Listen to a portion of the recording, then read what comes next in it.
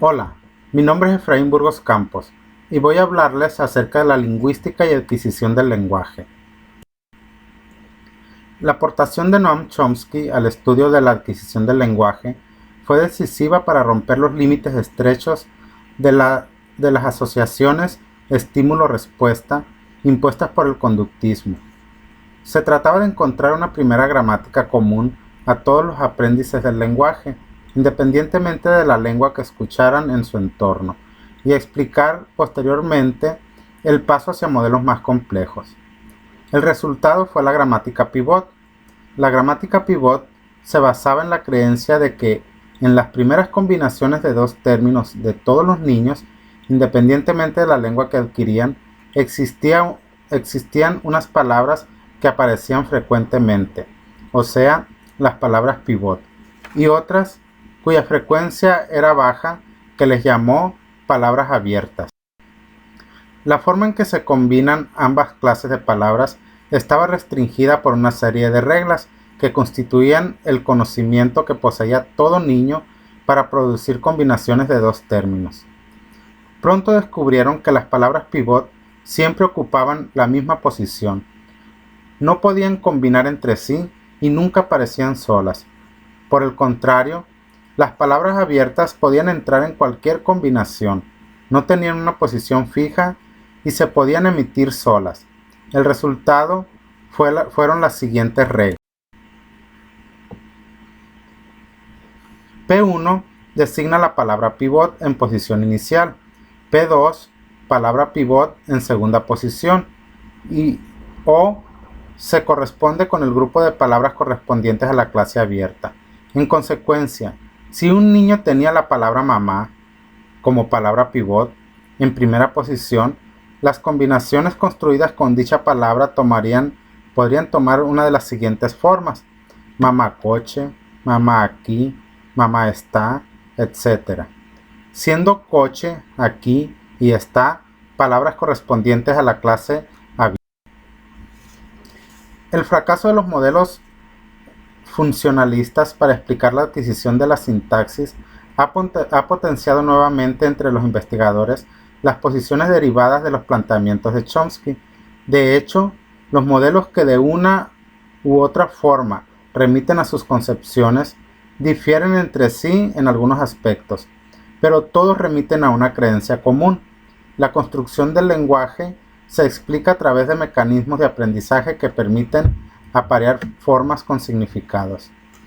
Slovin afirma la existencia de un conjunto de principios, todos ellos prioritarios a cualquier experiencia con el lenguaje, que permiten establecer el apareamiento entre formas y significados. Dichos principios, no solo lingüísticos, posibilitan la construcción de una gramática básica infantil común para todos los niños y niñas del mundo, independientemente de la lengua que aprendan. Conocidos dichos principios, es posible hipotetizar el orden de adquisición de una lengua determinada, así como las formas que se adquieren libres de error o a la vez los errores que el sujeto cometerá.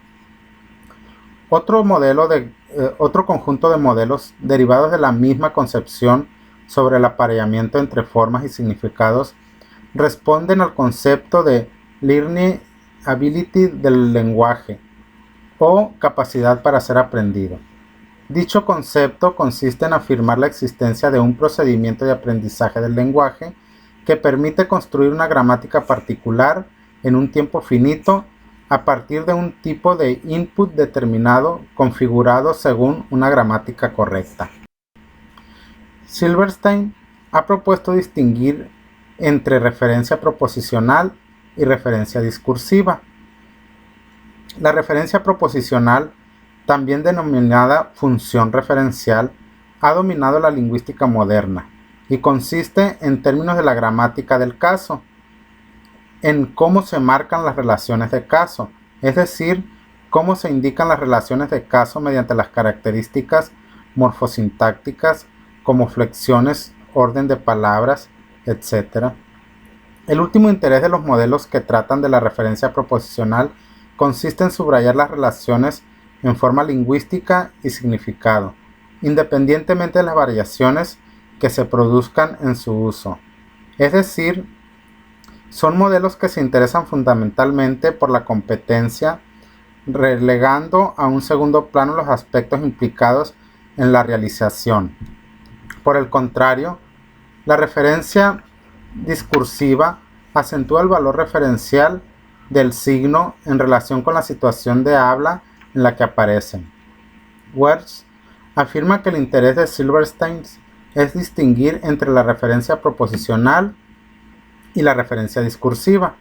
Se basa en su creencia de que no es posible analizar la comunicación humana exclusivamente desde la referencia proposicional. Por el contrario, o se tiene en cuenta la referencia discursiva o se olvidan fenómenos decisivos implicados en la comunicación humana.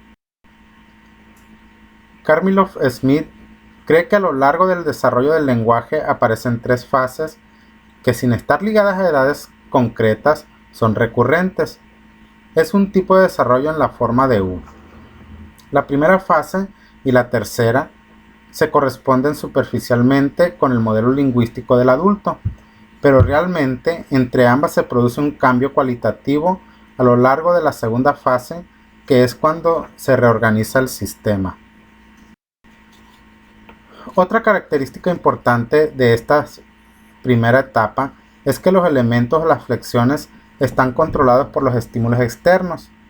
En otras palabras, son marcadores deíticos.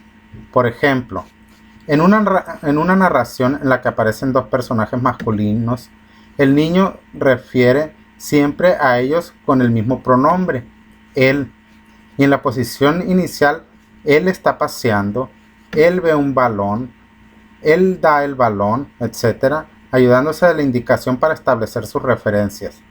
Así, gracias a la indicación, el niño puede conseguir que su discurso no sea ambiguo para el que le escucha, aunque evidentemente si desaparece el contexto extralingüístico, la ambigüedad aparece inmediatamente sin que el niño en esta primera fase sea capaz de operar en el ámbito intralingüístico. En la segunda fase, el niño, tras el inicio de la automatización de los diferentes procedimientos, reconoce que funciones y procedimientos coinciden en la expresión superficial y por lo tanto, para distinguir las distintas funciones que se pueden realizar con el mismo procedimiento, crea formas superficiales distintas cometiendo errores. Por ejemplo, uno puede expresar un coche para describirlo, pero a la vez se puede decir un coche cuando está contando, o sea, un coche, dos coches, etc. Karmilov-Smith relaciona esta segunda fase con un proceso de reorganización interna, de forma que progresivamente el niño abandona la unifuncionalidad, camino a la plurifuncionalidad, y consecuentemente deja de cometer errores, produciendo nuevamente enunciados semejantes a los de la primera fase. En la tercera fase, cada elemento o flexión deja de utilizarse exclusivamente como un marcador deítico y comienza a emplearse como un marcador del discurso, utilizándose cada uno de ellos dentro de un sistema, apareciendo por tanto la cohesión textual. Justamente el paso de un elemento de estar controlado en relación a su uso por los estímulos externos a estar controlado por el discurso que caracteriza esta tercera fase. En concreto, Karmilov-Smith en sus trabajos comprueba que en la primera fase los niños emplean los pronombres haciéndolos corresponder con el contexto extralingüístico, sin que en ningún momento aparezcan atisbos de usos intralingüísticos. Posteriormente, usan procedimientos para marcar la estructura de su discurso narrativo. En otras palabras, buscan mecanismos de coherencia lingüística. Por ejemplo, establecen una restricción que consiste en destacar un personaje, marcándolo siempre como sujeto gramatical o sujeto temático. Evidentemente, esta estrategia le fuerza a veces a emplear un número de oraciones subordinadas. Por último, en la tercera fase emplea mecanismos de cohesión como por ejemplo la anáfora. Hickman Diseña diversos experimentos en los que los niños no pueden apoyarse en el contexto extralingüístico para establecer sus referencias. En consecuencia, siguiendo a Kármilov-Smith, es de esperar que las producciones de los más pequeños sean terriblemente ambiguas. Las investigaciones de Hickman confirman la hipótesis de Kármilov-Smith, comprobándose que las relaciones indexicales intralingüísticas se dominan tardíamente. Los estudios de Annette Kármilov-Smith y de Maya Hickman tienen la virtud de mostrar algo que decíamos anteriormente. No basta exclusivamente con estudiar la estratificación formal del lenguaje, sino que también es necesario estudiar su estratificación funcional. Así, un determinado orden de palabras, una flexión o un elemento pueden estar presentes desde muy temprano en el habla infantil.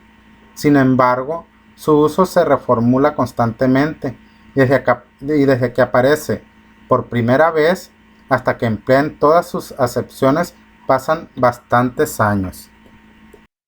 Por su atención, gracias.